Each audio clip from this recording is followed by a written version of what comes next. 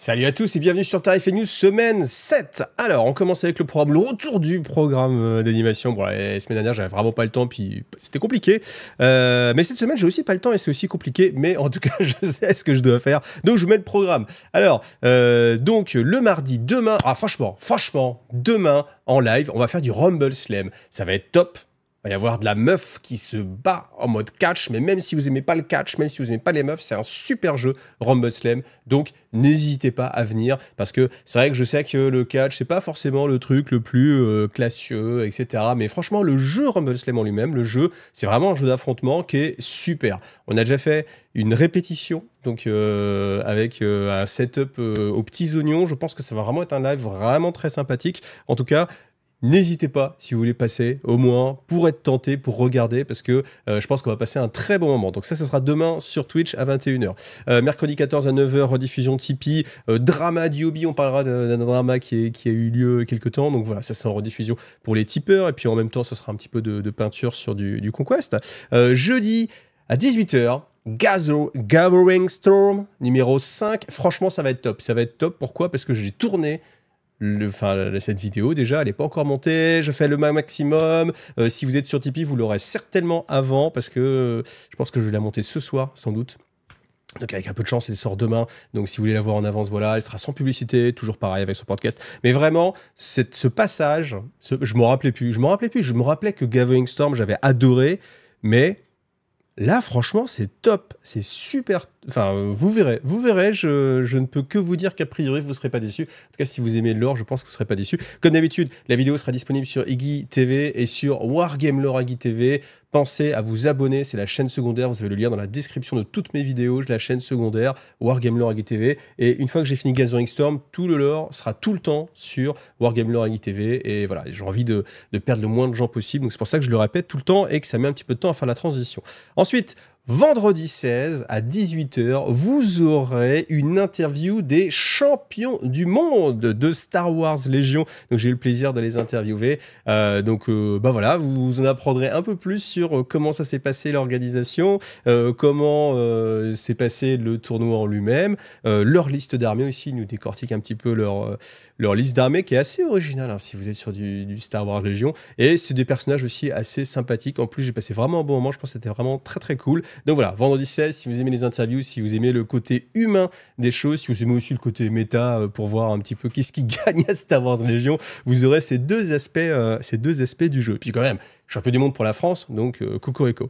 Ensuite, samedi, ce sera une journée spéciale sur Heroes of Might and Magic, numéro 3, édité par Archon Studio. Je vous ai fait une vidéo déjà du Kickstarter, et là, en fait, j'ai reçu la version finalisée en français du jeu, et je vais vous faire 10 vidéos. 10 vidéos à la suite, donc vous en avez 2 le samedi, une à 9h, et ensuite, tous les jours à 18h, vous aurez une petite vidéo. Alors attendez, hein, c'est des vidéos qui sont entre 5, 8 minutes, 15 minutes peut-être au maximum, la plus grande, et c'est vraiment pour vous apprendre les règles de base officielles avec le matos réel, parce qu'avant je l'avais fait sur une version prototype, donc il y a des choses qui ont un petit peu évolué, mais voilà, vous avez tous les aspects, vous avez les extensions, parce qu'ils m'ont envoyé enfin ils m'ont prêté le all-in, il faudra que je le renvoie, mais en même temps je vais gagner de la place, hein, parce que c'est vrai que ça a pris énormément de place. J'ai fait une vidéo hein, dans les shorts de la chaîne, si vous voulez la regarder, et ça vous allez la voir, eh bien, sur 10. Donc ça veut dire qu'il y en a 3, 2 le samedi, 1 le dimanche, et après le lundi, le mardi, le mercredi, le jeudi, le vendredi, samedi et dimanche de la semaine prochaine, tous les jours à 18h, une vidéo Heroes of Might and Magic numéro 3. Et pourquoi je fais ça aussi, c'est parce que la semaine prochaine, c'est Cannes, le festival de Cannes, le FIGE, et j'y serai, donc ça va être ça va être très calme au niveau de la chaîne. Je vais essayer, je suis pas certain d'y arriver, parce que la semaine est extrêmement chargée. Je vais essayer de vous sortir la vidéo lore du jeudi, mais il n'est pas impossible que jeudi prochain il n'y ait pas de vidéo lore si j'ai vraiment pas réussi, et je fais vraiment beaucoup de choses en ce moment, donc enfin bon, peu importe, mais je vais faire au mieux. Dites-vous bien que je fais vraiment de mon mieux possible, mais j'ai peur que ça soit infaisable. Ensuite, le dimanche à 9h, rediffusion Tipeee sur Apéro Figouze, où on parlait bilan 2023 sur les figurines, on parlait aussi de Mythic Game, donc voilà, si vous avez envie de suivre ça, c'est réservé aux tipeurs. Et puis moi, ce dimanche-là, eh bien, je serai au Mans pour un tournoi Conquest, voilà, donc j'essaierai aussi de faire quelques petites photos, mais il y a vraiment beaucoup de choses hein, qui se passent en ce moment, parce que vous voyez, aujourd'hui, il y a a des nouvelles règles qui vont sortir sur Conquest, donc nouvelles règles de faction, nouvelles règles de jeu. Et moi, j'ai un tournoi dimanche, donc, et j'ai une partie jeudi pour m'entraîner. Donc, c'est dire que le programme est bien chargé. En tout cas, merci à tous ceux qui aiment bien le programme et qui ont regardé jusque-là. Et puis ceux qui n'ont pas regardé, voilà, on passe directement à la suite avec l'actu Games Workshop. Alors, les précos de la semaine chez Games Workshop. Alors, il y a pas mal de choses. Hein. Comme d'habitude, rappelez-vous, alors comme d'habitude, j'aime bien quand même, parce que please note that all pre-order will be on standard 2-week basis. Ça veut dire que c'est pour 2 semaines. C'est-à-dire que c'est dans 2 semaines que les figurines sortiront. Et c'est en mode, ils nous le disent comme d'habitude, mais rappelez-vous que c'était pas le cas avant. Hein, on a connu l'époque où c'était la semaine prochaine. Je sais pas, qu'est-ce que vous en pensez? Est-ce que 2 semaines, c'est un peu long? Est-ce que 2 semaines, c'est pas mal? Ce sera le sujet du sondage, au cas où j'oublie, je vous le dis maintenant, mais je le replacerai un petit peu tout à l'heure. En tout cas, on n'a pas le choix, donc c'est comme ça. On se retrouve avec Space Marine Captain in Terminator Armor. Donc, c'est ni plus ni moins que la version un peu plus évoluée que celle qu'on avait dans Léviathan. On connaît un petit peu la posture, mais c'est pas exactement le même. Là, vous avez de la modularité. Vous pouvez changer son équipement. Vous voyez, il a accès aux gantelets, voilà, aux pistons combi Flamers. Voilà, aux petits fulgurants, voilà, donc plutôt sympathique. Moi, je trouve que c'est une belle figurine. Elle est assez emblématique en plus des Space Marines. Je trouve que le capitaine, voilà, en armure Terminator, c'est quand même assez emblématique, même si ça, c'est vraiment parce que je me suis tapé tellement de fois en jouant contre l'ami Alban, mec, si tu regardes cette vidéo un jour, ou pas, ou si t'es encore dans la figurine, je ne sais pas, mais je jouais avec un pote et à chaque fois, c'était le capitaine en armure Terminator. Combien de fois j'ai pu le buter au canon stellaire, celui-là, hein, donc voilà, ou à coup de lance ardent, parce que je crois que le canon stellaire à l'époque, non, s'il avait la PA2. Donc voilà, bon, peu importe. En tout cas, cette figurine va coûter 34 €. C'est les prix, pas de commentaires là-dessus, je pense qu'on est dans les prix, donc voilà. Après, ensuite, Space Marine Heroes of the Chapter, ça c'est tout simplement la grappe que vous aviez, les grappes qu'il y avait dans Léviathan. Ça par contre, ce sera uniquement VPC, donc je ne peux pas vous donner le prix. Toujours est-il que forcément, si vous arrivez à trouver encore des parties Space Marine sur des sites de vente d'occasion ou des choses comme ça, eh ben, je pense que ça vous coûtera toujours moins cher que là, ça va vous coûter en VPC. Voilà. Ensuite, le Dreadnought Ballistus, donc là, lui, par contre, il va être disponible. Il va être au prix de 55 €. Voilà.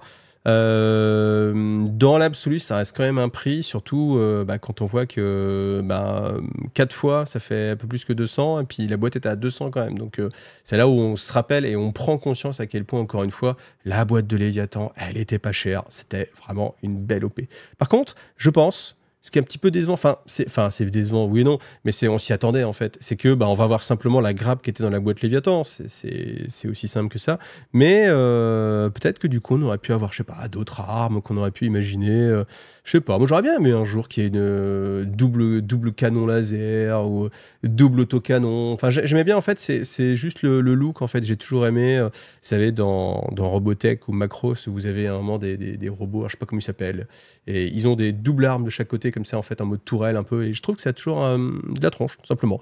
Donc j'aurais bien aimé un jour pouvoir les avoir sur 40K. Alors oui, on les avait en chevalier gris à l'époque avec les doubles autocanons de chaque côté, mais là ça aurait été sympathique. Ensuite vous avez l'escouade Infernus, donc l'escouade Infernus qui est à 45 €, voilà, 45 € les 10, voilà, ça commence à avoir l'habitude, pas trop de surprises. Les Scout Space Marine, 55 €, et vous voyez, c'est là où dans l'absolu des prix, là, tu as 10 Primaris.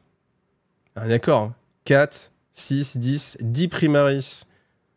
45. 10 Scouts. 55. Bon. C'est un peu élevé pour du Scout. Hein. Enfin, que le Scout, il coûte plus cher en sous-sous que le Primaris. Qui, pareil, il y a une logique qui est étonnante. Après, bien sûr, les kits sont bien plus modulables que les Squad Infernus. Hein. Les Squad Infernus n'ont pas le choix, tout se monte à peu près pareil. Alors que là, on a vraiment beaucoup plus de modularité dans la grappe, c'est certain. Mais bon. Ensuite, Eldari Blade of Ken, donc tout simplement les scorpions, formidable scorpion, enfin disponible. Le prix, j'avoue, je sais pas. Est-ce qu'allez, imaginez, on a 10 scorpions, je compte 1, 2, 3, 4, 5, 6, 7, 8, 9, 10, le compte est bon. 10 scorpions, pour vous, ça coûte combien ? Voilà, on se rappelle déjà qu'on est déjà à 55 € là. Allez, mettez-le en commentaire si vous êtes joueur, on y va, tac. Le prix, 60 €. 60 € les 10 scorpions. Oh, qu'est-ce que vous voulez que je vous dise ? Moi, je trouve qu'en effet, ça augmente régulièrement, à chaque fois. Alors après, On peut se dire oui, mais ils sont par 10, alors qu'avant, c'est vrai que les boîtes de figues, elles étaient plutôt par 5. On avait une bonne période où c'était par 5 à 40 euros. Donc au final, là, on a 10 à 60 euros. Au final, c'est moins cher. Ouais, peut-être. Peut-être. Mais c'est vrai qu'en fait, il y a juste le prix psychologique. En fait, enfin, vous voyez, on se rapproche pas à pas. Un jour, cette boîte-là, elle coûtera 80 balles. Les 10, je sais pas, les 10 araignées spectrales, 80 euros. Peut-être. Je sais pas que c'est le cas maintenant, mais je dis qu'on s'approche en tout cas de ça. Bon, on avance. Le Slaughter, donc ça c'est un bouquin qui va être assez sympathique parce que dedans vous allez avoir des règles pour jouer full Légion titanique, titanique. Et c'est quelque chose qui moi m'avait manqué en fait quand j'ai eu les règles de Légion Imperialis. J'avais vraiment envie de jouer avec tous mes titans en mode Adeptus Titanicus, mais avec les règles de Légion Imperialis qui sont quand même plus souples et qui permettent de jouer beaucoup plus de titans. Mais ce n'est pas possible, ce n'était pas possible. Et là, ça va être possible avec ce supplément. Voilà, donc ce supplément va coûter 40 euros. Voilà, 40 euros, ça va être le prix Légion Imperialis. Ensuite, vous avez Solar Auxilia Support, donc avec toutes les tarentules, les petits trucs lance-missiles, etc. Les petits... Ah, comment ils s'appellent ces petits tanks les Cyclopes, je crois, ouais, les Cyclopes Remote Bomb, c'était assez marrant. Ils existaient chez Forge, hein, c'était assez rigolo. Donc ça va coûter 40 euros. Voilà. Ensuite, Legioness Astartes Support, là aussi ça va coûter 40 euros. Alors là, je trouve ça quand même plus sexy. Bon, évidemment, c'est parce qu'on a du Baudred, du DRDO, etc. Alors que là, on a juste les petites tourelles, mais il y en a plus aussi hein, que ce qu'il y a ici. Mais en tout cas, cette boîte-là, voilà, je pense que je vais craquer pour celui-ci. Ouais. Légion Astartes Support, j'ai toujours pas joué à Légion Imperialis, mais je ne désespère pas. Et puis après, il y a le côté aussi collection, de bricoler un petit peu ça. Et c'est pas tous les jours qu'on peut acheter 4 DRDO quand même, donc bon. Donc voilà, ensuite, les Malcador. Alors, je l'ai dit, hein, il y a plusieurs versions de Malcador. Donc, on a le Valdor et l'Infernus. Donc, Infernus avec sa petite chariote avec du Prométhéum. Je trouvais ça marrant, en fait, que le tank... Enfin, c'est... Ouais, je sais pas, dans le délire, il a sa chariote de fuel derrière. Alors, elle a intérêt à être ultra blindée, hein, sinon sur quoi tu tires, tu sais vraiment sur quoi tu tires. En tout cas, vous avez... Alors, c'est 4 véhicules pour 40 euros. Ça fait quand même 10 euros le Malcador. Je trouve que c'est un petit peu cher quand même. Je trouve que c'est un petit peu cher. Je sais pas, dites-moi ce que vous en pensez vous en commentaire. Parce qu'ils sont pas non plus... Ils sont beaux, hein, mais ça reste pas des figues non plus incroyables. Et c'est vrai qu'à 10 euros la figurine, je trouve que c'est un petit peu cher. Spartan Assault Tank, c'est pareil, des très beaux véhicules. J'ai envie de les prendre aussi, mais... C'est pareil, 40 euros. Alors bon, 40 euros, voilà. Plus cette boîte-là, si vous jouez... vous voulez jouer un peu full Légion Astartes, c'est quand même 80 euros qui sortent pour 4 tanks et ça. Enfin, vous voyez, quand vous les avez dans la main, franchement, 80 euros, ça fait. C'est pas donné. Mais bon, on n'a pas le choix. Si, après, vous me direz aussi, il y a l'impression 3D, etc. Donc oui, c'est possible qu'on ait le choix. Ensuite, Great Slaughter Army Card. Je fais un effort sur l'accent, ça va devenir le cliché. Donc là, par contre, 15 euros, non, ça, c'est pas très très cher pour un petit pack de cartes. Et puis Black Library, voilà, rien d'exceptionnel. Alors ensuite, je vous parlais du programme justement, parce que le sondage de la semaine, c'était votre avis sur le programme IGTV de la semaine. Alors parce que est-ce que ça vous plaît ce que je vais vous proposer ou pas, mais plutôt, est-ce que ça vaut le coup que je fasse l'encadré qui est en début de Tarif et News, voilà, que je vous mets sur Discord, sur Facebook, sur YouTube, sur Instagram, donc vous l'avez vraiment un petit peu partout. Inutile, 34%, bim, un tiers des gens, voilà, c'est pas mal. Si tu as le temps seulement, bim, ok, un tiers des gens, et l'autre tiers, c'est sympa ou alors très utile. Donc ça fait genre en mode un tiers. Donc je me dis, c'est un tiers des gens qui apprécient pas, c'est quand même assez... Enfin, qui trouvent ça inutile, c'est quand même pas mal. Après, je me suis dit, peut-être que c'est aussi des gens qui ne regardent pas justement la première partie de Tarif et News, celle qui a duré là, les 4-5 minutes, où je vous fais le programme de ce qui va se passer. Et du coup, bah, globalement, le programme, il s'en fiche, et puis il voit bien. Mais c'est vrai qu'à partir du moment où il y a quand même des gens qui trouvent ça vraiment utile, puis ça permet, si vous voulez, par exemple, assister à un live ou un truc comme ça, qui sera pas hors diffusion, parce que les lives sur Twitch, ils sont pas hors diffusion, ils sont que pour les tipeurs en diffusion. Donc s'il y en a un qui vous intéresse, voilà, ça peut quand même avoir son sens. Donc voilà, bah, merci en tout cas à tous ceux qui ont répondu. Et puis un gros bisou à Xavier Mauprin qui vient de s'abonner. Alors ensuite on nous montre le croûte, comment il s'appelle? Le Trade Shapers. Donc voilà, bon, on est vraiment dans la thématique croûte, voilà, figurine qui passe bien, qui qui est original en fait. J'aime bien le fusil comme ça, un petit peu ouvert, même si honnêtement, je pensais pas que ça fonctionnait comme ça. Parce que là, on a vraiment l'impression que. Et puis là, vous voyez, j'ai l'impression qu'il a une balle à la main. Ça veut dire qu'il doit ouvrir, hein, charger sa balle, refermer, tirer. Bah, je sais pas, mais la technologie TOW, elle permet quand même de faire des choses un petit peu plus rapides parce que si on est en mode mousquet one shot, ça va être un petit peu compliqué de se battre. Vous voyez, je le dis souvent, mais c'est là maintenant où on entend Games Workshop, c'est sur l'histoire que peut raconter la figurine, au-delà d'être bien sculpté, d'être bien proportionné, etc. Il y a vraiment ce que ça raconte. Ce que ça raconte en termes de figurines. D'ailleurs, je suis en train de me dire, enfin, alors je pense à ça. Quand j'ai pensé bien proportionné, j'avoue, j'ai regardé cette partie-là de la figurine, là, ici, là, et je me suis dit, tiens, dès qu'ils sont pas habillés, en fait, on voit pas d'organes génitaux ou quoi que ce soit, et tu te dis, bah, du coup, c'est un peu étonnant, en fait. Comment ça se passe chez les croûtes? On se pose des questions de xénobiologie, mais vous savez, maintenant que j'ai fait des vidéos de xénobiologie, bah, je m'intéresse forcément.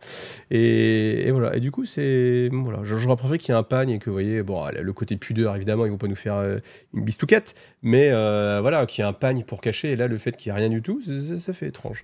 Après, je comprends le côté aussi, le fusil comme ça ouvert, en mode regarde. Et en fait, ça fait très chasseur. Là, on a complètement le cliché du chasseur, parce que le chasseur, vous l'imaginez, il est en train, et avec ses potes, et puis il a le fusil comme ça, qui est ouvert.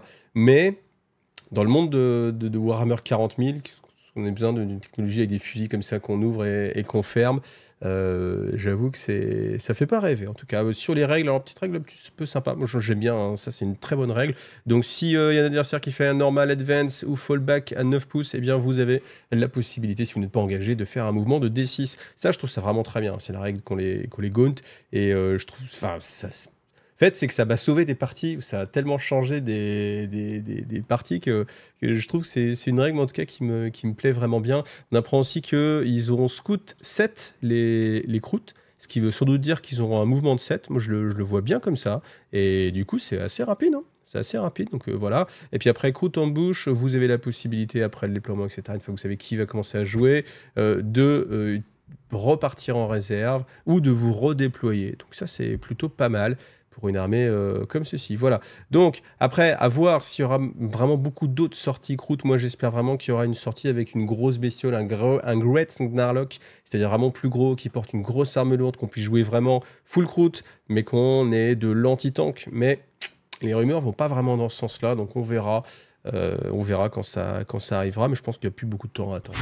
Alors comme d'habitude, c'est le moment de dire gros merci à tous mes tipeurs. Donc merci beaucoup Jacques, enfin Super Valta, pardon. Merci Sharpie, merci aussi Jean-Jacques, et merci Ecotech. Merci à vous les gars. Et puis rappelez-vous, ça fait que vous me soutenez, vous avez comme ça plus de vidéos qui sortent derrière, parce que c'est comme ça que je gagne ma vie, tout simplement. Donc n'hésitez pas à passer aussi par les liens d'affiliation, les liens MyHobby Place par exemple, ça aussi c'est ce qui m'aide énormément. Donc voilà, là vous avez les piliers un petit peu du financement de la chaîne. Et merci aussi à tous ceux qui me soutiennent depuis plus de temps. Et voilà. Alors on a une présentation des Spearhead qui sont tout simplement les boîtes de détachement, d'avant-garde, etc. Donc on a celle pour City of Sigmar et celle pour les Flesh Eater Courts. Donc ce qui est étonnant, on va commencer avec celle-là, c'est qu'elles sortent quand même assez vite, je trouve. Alors bon, après on a que la présentation, j'ai pas la date de sortie, mais ça sort quand même assez vite. Et puis c'est voilà ce que vous aviez dans la boîte d'armée, l'armée 7 exclusive. Donc il y avait par contre 2 escouades de ghouls. Et il y avait bien sûr le codex, les cartes, là vous ne les avez pas, mais il y a quand même pas mal de choses. Donc après, je pense qu'on va avoir un prix qui va être peut-être dans les 110, peut-être 120, je sais pas. On ne sait jamais. On était à 155, je crois, ou 175, je sais plus. Mais toujours est-il qu'avec un prix d'un codex à 42, le prix des cartes à côté, et puis le prix d'une escouade, c'est vrai que les Army 7, c'est vraiment des bonnes opérations, des bonnes boîtes à acheter. Et puis, on a celle de City of Sigmar. Alors, franchement, quand je revois ces figurines, ça me redonne envie, hein. Mais en fait, le truc, c'est que il y a quand même beaucoup de détails. En fait, vous voyez, ces figurines, j'aurais envie de me lancer dans Age of Sigmar dedans, mais je trouve qu'il y a trop de détails et en fait, j'aurais pas envie de les peindre. J'aurais envie de les jouer parce que je les trouve vraiment très belles. Le style de jeu, je ne sais pas, mais je pense que ça serait sympa. Par contre, j'ai pas envie de les peindre parce que rien que ce perso, il est magnifique, mais je vois plus ça comme une pièce de cheminée. Si tu as envie de faire un concours de peinture, là, tu as vraiment moyen de sortir quelque chose de très beau. Après, le sortir juste sur la table, c'est vrai qu'il y a quand même beaucoup d'éléments. Donc, je sais pas, est-ce qu'il y a des gens comme moi qui sont un petit peu refroidis par le nombre de thèmes? Et c'est là où je vous dis que le nombre de thèmes, pour moi, c'est quelque chose de capital et c'est un cheval de bataille qui est très important quand on fait une figurine. Parce que il faut que ça fasse rêver pour qu'on ait envie de la jouer. Et là, il y a ça match. J'ai envie de les jouer. Voilà, peu importe les règles. Je parle même pas du système de jeu. Vraiment, j'ai envie de les jouer parce que c'est cavalier et tout. Je les trouve superbes. Les canons et tout. Je trouve ça vraiment super. Mais après, il y a aussi quand on se projette et qu'on se dit, par exemple, aussi combien ça va coûter, et puis aussi le temps que je vais passer pour les peindre. Et là, j'avoue qu'il y a tellement de détails que j'avoue que c'est un peu refroidissant. Et voilà, on arrive au bout de cette AFA News. N'oubliez pas d'aller regarder le sondage qui est dans la description de la vidéo. Je vous remets aussi le planning. Franchement, venez demain à Rumble Slam. Je suis sûr qu'on va s'éclater. En plus, je vais pas jouer. Je vais m'occuper du chat, des caméras. Donc ça veut dire que ce sera assez dynamique et que je vais pouvoir suivre bien le chat et bien la partie. Donc je pense qu'on va passer vraiment un bon moment d'interaction. Et puis, vous aurez tout plein de petites vidéos là, à partir de samedi sur Heroes of Might and Magic numéro 3. Voilà. Merci à vous et à bientôt. Salut à tous.